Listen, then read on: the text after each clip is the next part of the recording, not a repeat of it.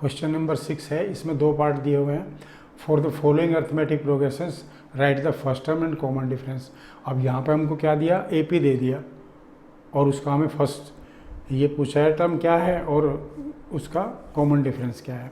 तो यहाँ पे हम इस AP को लिख लेते हैं। सबसे पहले 1/3, उसके बाद 5/3, उसके बाद 9/3 और उसके बाद 13/3 एंड सो ऑन।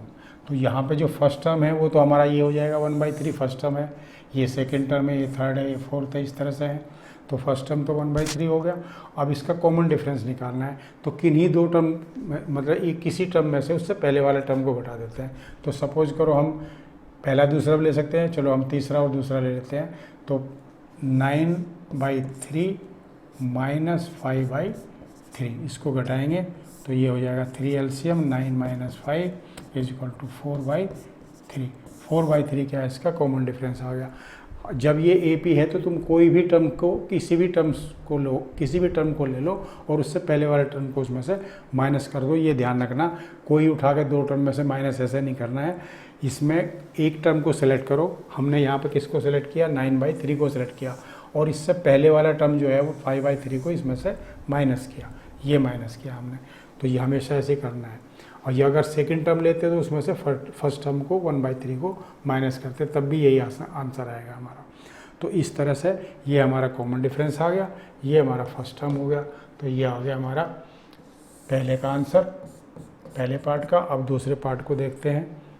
दूसरे पार्ट में क्या दिया हुआ है हमको, 0.6, उसके बाद 1.7, उसके बाद 2.8, उसके बाद 3.9 और उसके बाद सोन, ये दिया हुआ। ठीक हो, तो पहला जो टर्म है वो तो हमारा 0.6 हो गया।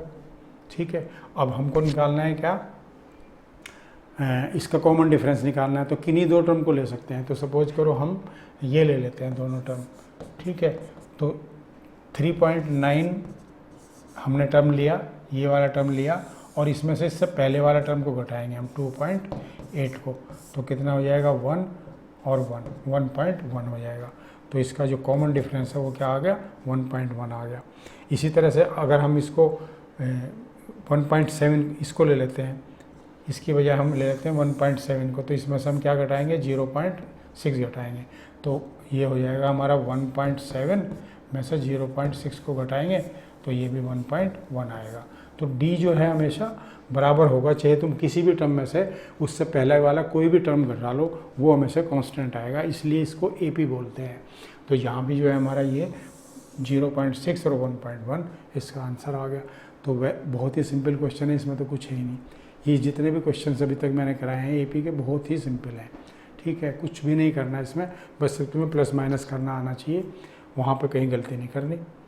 और ये ध्यान रखना है कि कोई भी टर्म लेके उससे पहले वाला टर्म घटाना है उसमें से, तभी तुम्हारा D निकलेगा। चाहे वो प्लस का हो, चाहे माइनस का हो, चाहे कैसे भी हो, आंसर भी चाहे तुम्हारा माइनस में आए, उससे कोई फ़र्क नहीं पड़ता। लेकिन हमेशा कोई भी टर्म पिक करो और उसमें से उससे पहले वाले टर्म को माइनस कर दो, तो जो भी आंसर आएगा वो D होगा हमेशा। ठीक है, तो नेक्स्ट वाला क्वेश्चन देखते हैं इसके बाद।